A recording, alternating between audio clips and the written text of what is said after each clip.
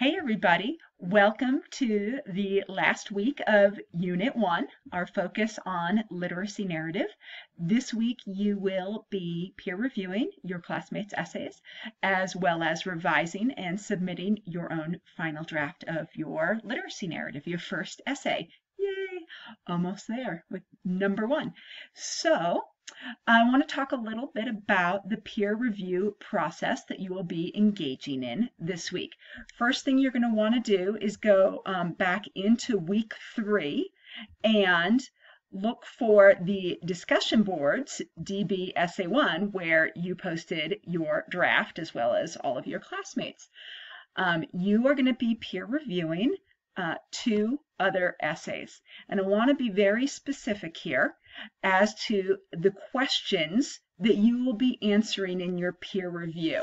It's really important that you understand this is not you giving grammar tips or copy editing or saying you need a comma here or you forgot a period. That's not what we're working on. We are focused on idea development and the narrative qualities, okay? So the questions focus on the elements of narrative and the experience of the story of this classmate's literacy narrative. So do not copy edit. Many of us are in a bad habit of doing that from high school, and quite frankly, it's easier to point out a missing period or a capitalization error than it is to actually analyze the writing of a peer.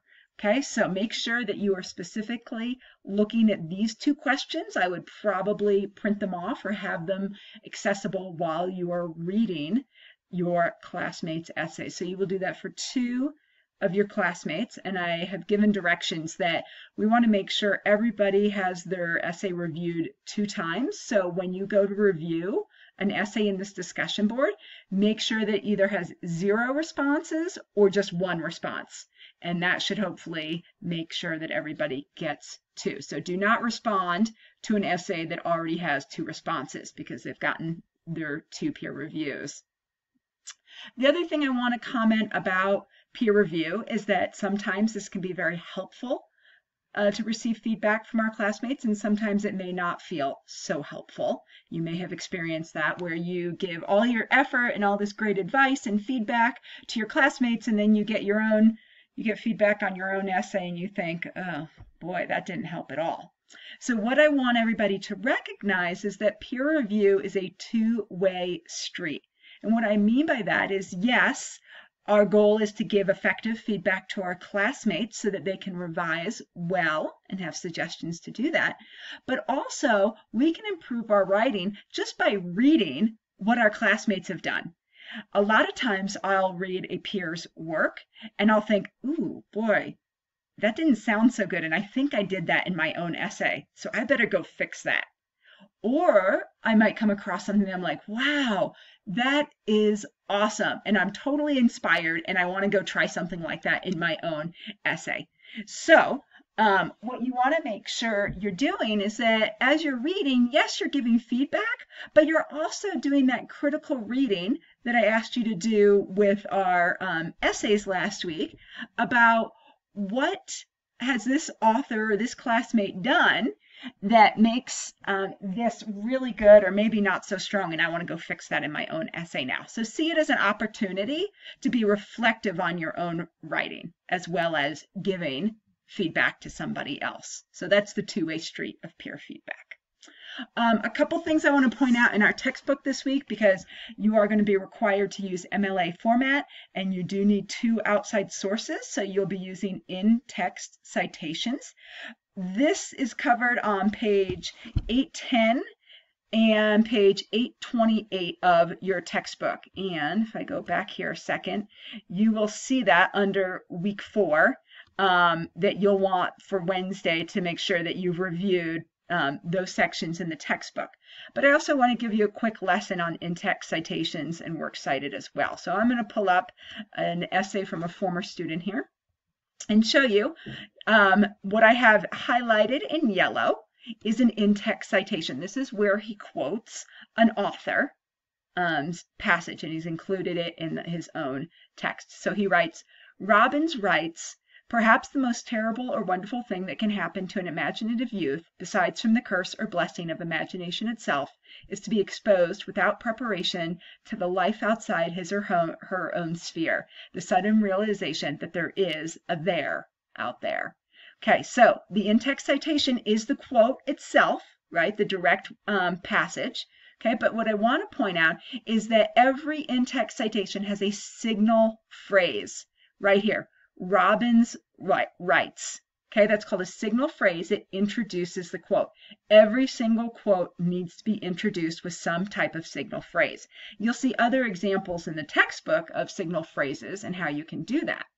You'll see that the quote also ends with the page number in parentheses, and then the period goes at the very end there. Okay, now if you have an online source, you may not have a page number, so you don't have to worry about that. Okay, but every quote has to have a signal phrase.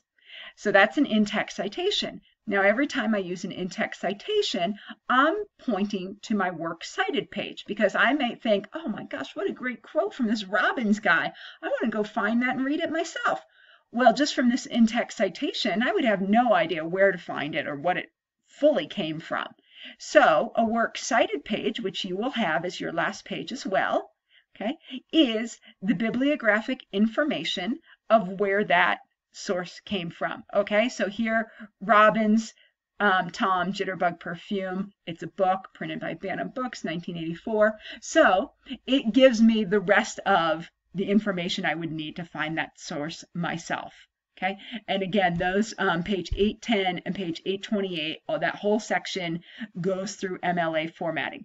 For most of you, this may be review. It's already familiar, but for some people, you're going to really have to go back and check it out. You can also Google MLA formatting, MLA in-text citations, and there's tons of resources out there. Make sure you're just using a reputable source, a .edu or Purdue OWL, one of the sources from an academic institution, and plenty of videos out there to explain it as well. So that is a quick overview of in-text citations, signal phrases, and a works cited page. Go back here. Last thing I want to do, give you some tips for revising your final draft. Don't wait for the last minute. We revise best when we have fresh perspective. And so when we're not trying to just look at it one last time, get it all done, turn it in. And I know that's sometimes how it happens, but really the best revising is done when we let something sit for a little bit, we come back and work on it, let it sit again, come back and work on it, okay? Because then we're coming back with fresh perspective each time. A great tip for revising, read it out loud to yourself. That's true. Read it out loud to yourself. You will catch a ton of grammatical errors and like awkward sentence structure and things that just don't quite work when you read it out loud to yourself. Another tip, make sure you go back to Essay 1 assignment that's posted in week 2 and review the expectations and requirements. Make sure you've stayed on track. Make sure that you are telling a narrative. You are using story elements and not just giving me a summary of first this happened, then this happened, next happened, now I'm in college. Okay, that's a summary. We're looking for the stories behind your literacy. And last tip, I said it last week, I'll say it again this week. Do not use the second person you unless it's in dialogue. Again, I saw this in the discussion boards a lot last week, that a lot of people were using you in second person, switching point of view right in the middle of the paragraph, okay? Use a Control F function or find function, search function in your document. Look for those yous and change them to the appropriate pronoun. Is this really about I? Is this really about us? Is this really about we, my, me, them, him, her? I don't know, but it's not about you, because you is speaking directly to your reader, which you are not doing when you're telling your own story. All right, so those are my tips for revising. And I'll also review those in my announcement this week so that you have those in front of you. Happy revising, and I look forward to reading your drafts.